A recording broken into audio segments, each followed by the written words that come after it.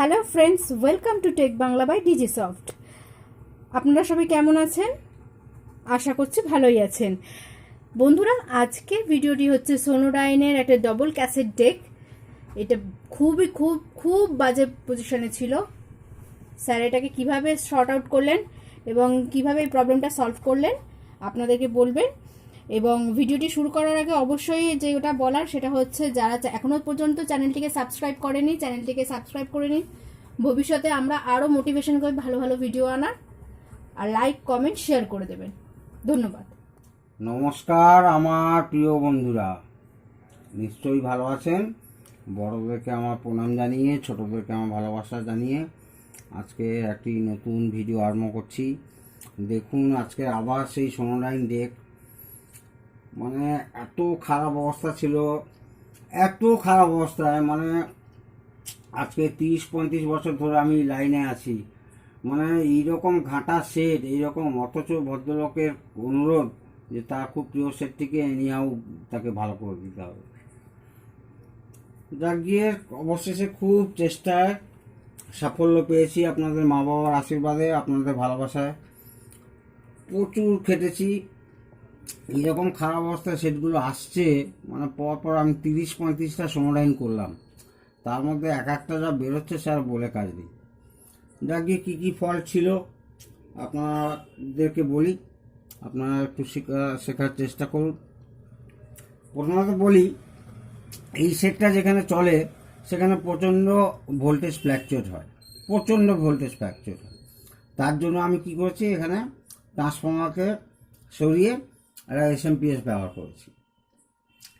এইবারে এই সোনোডাইনের ডিজাইন নিয়ে আমার মানে কিছু কথা বলার আছে আর কি। যেমন ধরুন, এটা তো জাস্ট একটা প্রিঅ্যাম্প প্লাস হচ্ছে আপনার রেকর্ডিং সেকশন আছে, রেকর্ডিং সেকশন অলসো প্রিঅ্যাম্প। এখানে যে ট্রান্সফর্মারটা ছিল সেই ট্রান্সফর্মারটা ছিল 0-30 2 অ্যাম্পিয়ার আর 0-20 2 অ্যাম্পিয়ার। তো আমি জানি না কেন 0-30 বা 0-20 কি দরকার ছিল, যে কোনো তো একটা 12 থেকে 18 ভোল্ট হলেই যথেষ্ট। যেমন 0-30 0-20 ব্যবহার করার জন্য এখানে ট্রান্সফর্মারটা ছিল। এইখানে স্টেপ ডাউন আবার করার জন্য ট্রানজিস্টর ব্যবহার করা হয়েছিল, এবং ট্রানজিস্টর একটা দুটো এরকম 3-4টে ট্রানজিস্টর ব্যবহার করা হয়েছিল। ট্রানজিস্টর প্রত্যেকটা এই দেখেছি আমি, ট্রানজিস্টরগুলো এত গরম হয়, সেই জন্য কি হয়, পিসিবি ফয়েল পর্যন্ত পুড়ে যায়। কেউ ওইগুলো কি করে, ওই ট্রাকগুলোকে আবার তামার তার দিয়ে ছিলে তখন কি করে ওইগুলোকে সোল্ডার করে। কিন্তু এটা আমার মতে তো করার দরকারই ছিল না, যে আমার এইখানে যা আইসি ব্যবহার করা হয়েছে মোটামুটি 12 থেকে 15 ভোল্টের মধ্যেই চলে। তো যাক গিয়ে আমি এটা কোনো কোম্পানিকে দোষ দিচ্ছি না। প্রচণ্ড মানে ওই গরম হওয়ার জন্য নিচের ফয়েল টয়েল পুড়ে যায়। যাক গিয়ে তার জন্য আমি কি করেছি, এখানে একটা এসএমপিএস ব্যবহার করেছি। প্রথমত যেখানে চলে হচ্ছে লো ভোল্টেজ, সেটাও প্রবলেমটাও সলভ হলো। আমি এখানে এসএমপিএসটা ব্যবহার করছি জাস্ট 12 ভোল্ট @3 অ্যাম্পিয়ার। তো তারপরে এইখানে প্রিজ অবস্থা খুব খারাপ ছিল। আইসি টাইসি তুলে, যে ভদ্রলোক আগে দেখেছিলেন, আইসি টাইসি তুলে একদম তাকে মানে খাপচা মেরে দিয়েছে। তো যেহেতু দুটো ডেক, তো দুটো ডেকেরই প্রবলেম ছিল, সেগুলো তো মেকানিক্যাল প্রবলেম, সেগুলো সারিয়েছি। মোটরও খারাপ ছিল, এটা দুটোই চেঞ্জ করেছি। আর সবচেয়ে বড় কথা হচ্ছে, এই ট্রানজিস্টারগুলো এত হিট হতো, যে ভদ্রলোক দিয়েছিল বলছে এত হিট হতো লাস্টের দিকে, মানে 2-3 সেকেন্ড চলার পরে এত গরম হতো। তারপরে এক্সট্রা হিটসিঙ্কও ব্যবহার করেছিল। তো হিটসিঙ্ক ব্যবহার করার দরকারই নেই, মোটর আর কত ভোল্ট, এটা 12 ভোল্টের মোটর। তো 12 ভোল্টটা আমি যদি একটু বেশি ভোল্টও ইউজ করি, এখানে একটা 7812 রেগুলেটর আইসি ব্যবহার করলেই যথেষ্ট ছিল। যাক গিয়ে আমি এখানে একটা 12 ভোল্টের এসএমপিএস ইউজ করেছি 3 অ্যাম্পিয়ারে। আর এইখানে দেখুন, এইটা একটা হেডপ্রি, আমি নিজে বানিয়েছি, ট্রানজিস্টারাইজড। এটা একটা দিয়ে, এইটা হচ্ছে গেইন কন্ট্রোলার 4-5 5.8 দিয়ে একটা গেইন কন্ট্রোলার বানিয়েছি। সেই গেইন কন্ট্রোলার বানাতে প্রচুর খেটেছি দাদা বন্ধুরা। দুটো তাহলে এই যে মেকানিজম দেখছেন, এই মেকানিজমের পি এটা, এই মেকানিজমের পি এটা। তারপর তো lead switch connection, motor connection কীভাবে করতে হয় আপনারা জানেন না। যদি বুঝতে অসুবিধা হয় তাহলে তো অবশ্যই আপনারা আমাকে কমেন্টসে বলবেন, আমি বলে দেওয়ার চেষ্টা করব। তাহলে এইটা একটা প্রি অ্যাম্প্লিফায়ার এই মেকানিজমের জন্য, এইটা একটা প্রি অ্যাম্প্লিফায়ার মানে হেড প্রি অ্যাম্প্লিফায়ার এই মেকানিজমের জন্য।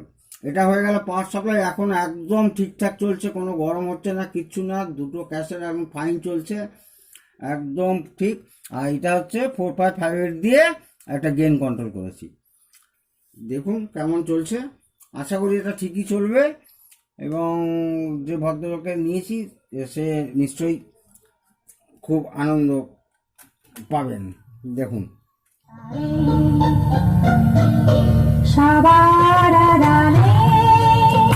স্টপ, তারপরে হচ্ছে রিওয়াইন্ড, ফরওয়ার্ড, প্লে, পজ। আচ্ছা এই দেখে দেখুন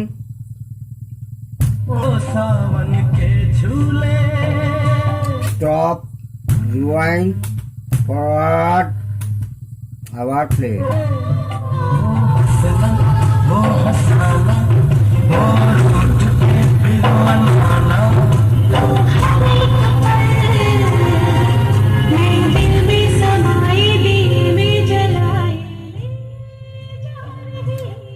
তা এই ধরনের ডেক আসলে আপনারাও দেখে শুনে নেবেন। আর এর তো কম্পোনেন্টস ম্যাক্সিমাম পাওয়া যায় না। প্রি অ্যাম্প্লিফায়ার আইসি কখনো কখনো পাওয়া যায়, কখনো কখনো পাওয়া যায় না। আর তো প্রি অ্যাম্প্লিফায়ার আইসি তুলেই ফেলেছিল। যাকে নাম্বার যদিও আমার মুখস্থ ছিল, কারণ এই সেট আমি অনেক করেছি, প্লাস আমার কাছে এখন অনেকগুলোই আছে। অন্যভাবে একটু দেখলাম যে সেটটা খুব ভালো দাঁড়িয়েছে। এবং সবচেয়ে বড় কথা হচ্ছে টোটাল 12 ভোল্টে চলছে, টোটাল 12 ভোল্টে, কোনো 0-30 বা 0-20 কোনো ট্রান্সফর্মার কিচ্ছু নেই। এসএমপিএস ইউজ করেছি। এবং কোনো এখানে দেখুন যে এখানে একটাও রেগুলেটর ট্রানজিস্টার দিয়ে যে স্টেপ ডাউন করা হচ্ছে বা সেই হিট হয়ে পিসিবি পুড়িয়ে দিচ্ছে নিচে। যাদের সোনোডাইন আছে বা যারা সোনোডাইন রিপেয়ারিং করেন তারা এই প্রবলেমগুলো অবশ্যই ফেস করেছেন, যে প্রচণ্ড হিট হয় ট্রানজিস্টারগুলো, তারপর নিচে ফয়েল পুড়ে যায়।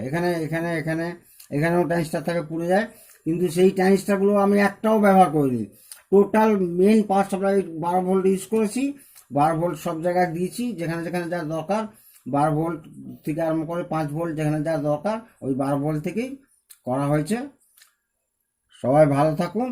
আগামী কোনো ভালো ভিডিওতে নিশ্চয়ই আপনাদের সঙ্গে দেখা হবে। নমস্কার, জয় হিন্দ।